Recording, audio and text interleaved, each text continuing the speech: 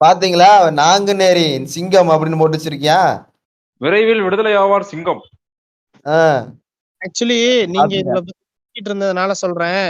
இவன் வந்து ஒரு 3 வருஷம் 2-3 கேஸ் சொன்னீங்கல்ல, கிட்டத்தட்ட 26 கேஸ் கிட்ட மேல இவன் பேர்ல இருக்கு. எத்தனை கொலை இந்த ஒரு நபர் மேல.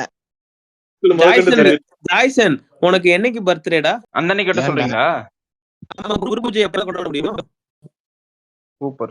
இல்ல பாண்டியரே ஜாய்சனு அந்த கொங்கு மண்டல ஸ்கேம் எபிசோட்ல கவுண்டனுக்கு வந்து கமெண்ட் பாக்ஸ்ல திட்டினதுக்கே வந்து ஜாய்சன் கதறிட்டா. இதெல்லாம் வந்துட்டா ஜாய்சன் அவ்வளவுதான் தூக்கு மாட்டிருவே அங்கேயே. எல்லாரும் முதல்ல அட்டாக் பண்ணக்கூடிய ஈஸியா அணுகக்கூடிய ஒரே ஆள் நான் தானே டிராவலிங்ல இருக்கேன்.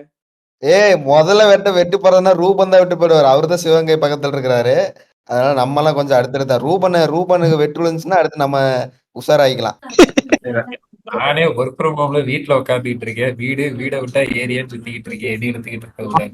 எப்படா அப்ப வரைக்கும் பண்ணாம இருக்கிறீங்க? பையனும் சரி பொண்ணும் சரி 30 கிராஸ் பண்ணி ஆனா மனசாட்சியே இல்லடா.